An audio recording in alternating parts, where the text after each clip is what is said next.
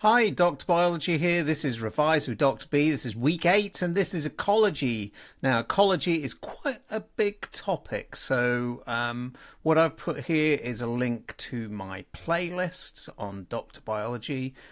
So you can look at a lot of videos in a lot more detail, and they've also got some exam practice in there as well. Okay, so I'm not going to go through everything, but I'm going to go through quite a few bits and pieces. So the first half is about for combined and biology, and then the second half is biology only, and then I would ask that you look at the end as well. So those are all the topics I'm going to talk about briefly right now.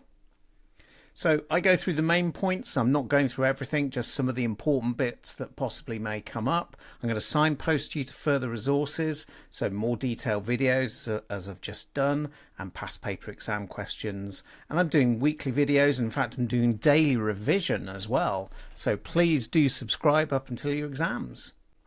So first of all, let's start. So ecosystems, you will need to know the keywords. The keywords, for example, population, community, ecosystem, and I would learn species as well. What I suggest you do is you can pause this and you can maybe write some notes or do a mind map to help you understand the content. So competition. So all animals and plants, they compete. There's two types of competition: interspecific, so that's between organisms, and intraspecific, between organisms of the same species. So in animals, they are usually competing for food, mates, territory, and water actually as well. So plants, though, they're often competing for slightly different things. So things like light, space, water, and mineral ions from the soil. Now, interdependence. So within a community, each species interacts with each other depending on lots of different factors.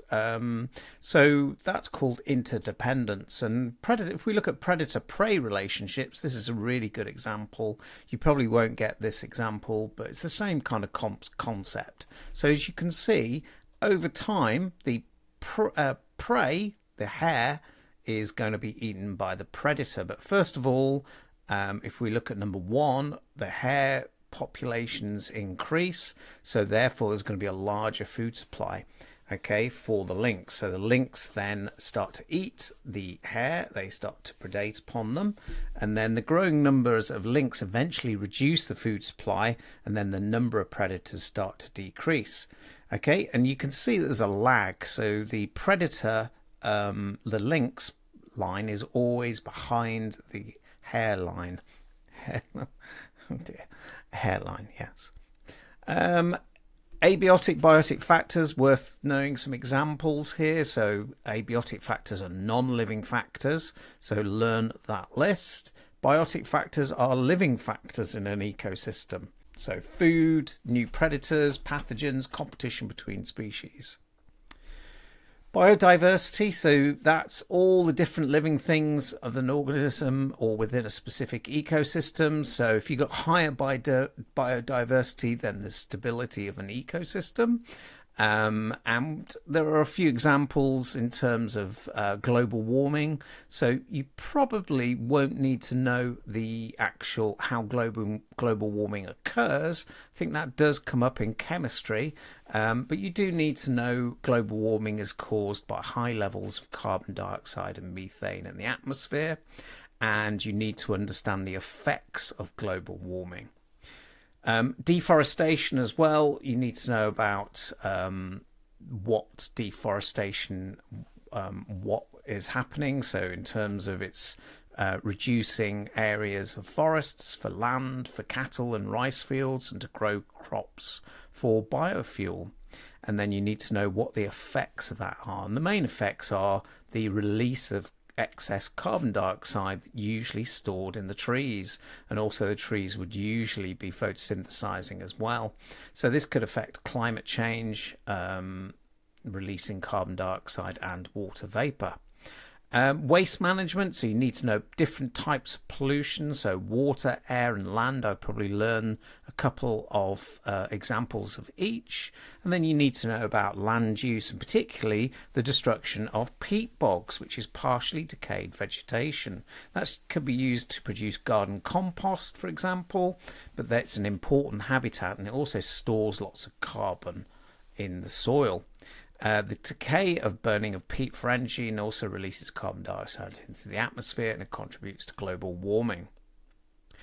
Right, levels of organisation, better known as food chains. Do know your food chains, be able to do a food chain as well if you're given an example.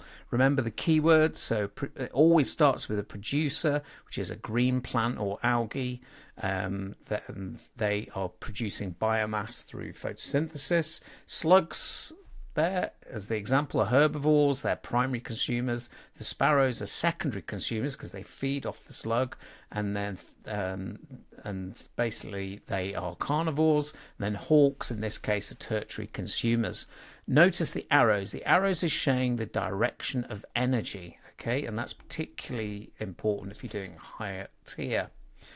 You need to know what prey and predators are, and you might need to know about a food web as well.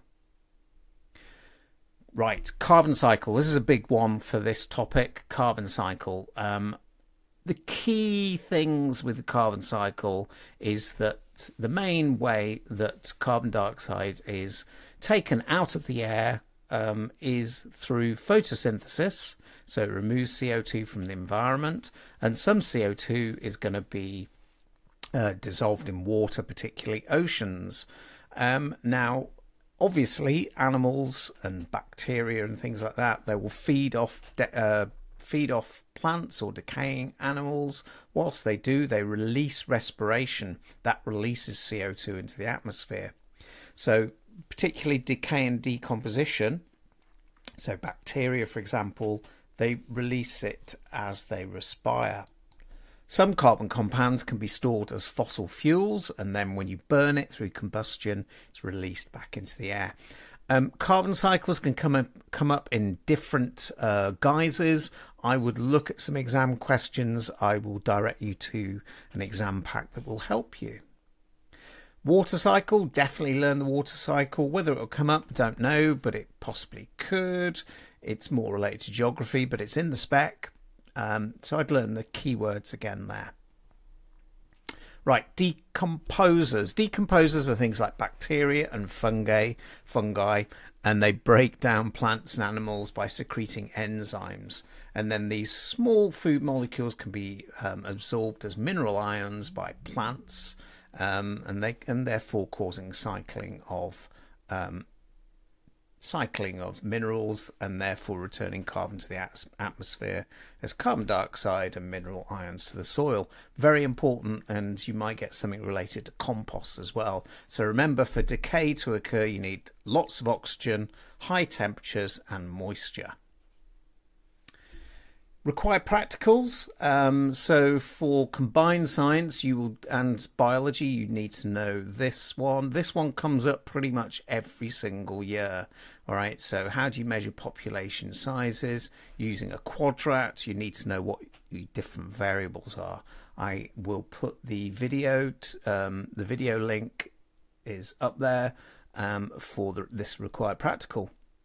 Right, GCSE biology. So if you do combined science, please do go to the end of the video. If you're doing GCSE biology, then stick with me. Okay, so they like to ask different questions. There might be some big answer questions on this. So particularly things like farming techniques. Okay, so in terms of intensive farming or the role of biotechnology, they could ask you to evaluate farming techniques, and I think the bottom bit there about the advantages of intensive and disadvantages of intensive farming would be worthwhile learning.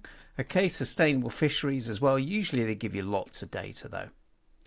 Pyramids of biomass. You might be asked to draw a pyramid of biomass. Okay, so the key things are you need to know the length of the the length of each trophic level shows how much there is, okay, and then the width stays the same, but it's always the producers on the bottom of the pyramid of biomass. I would also learn about percentage change as well, so what percentage change is there through each trophic level. Decomposition, as I've just discussed, but obviously if you're doing biology you need to know about decomposition related to the fact that it occurs in warmer temperatures, oxygen is present, and moisture levels, and also neutral pH. They could even talk about anaerobic decay, so which produces methane gas, which is biogas. So some paper one there related to respiration could come up. The impacts of environmental change, so you need to know about environmental change affects the distribution of species. So main things again: temperature, availability of water, composition of gases in the atmosphere, particularly pollutants or things like acid rain. For GCSE biology, you will need to know this required practical. I'll put the link in now, and here's the decay and the effect of temperature. Okay, so you can get exam packs from drbiology.uk. Okay, so you go to GCSE biology and there will be an exam pack there. Okay, that's useful. Right, I hope you found that useful. Please do stay subscribed. I'm doing daily revision. And I really hope it goes all well for you. Thank you. Bye-bye.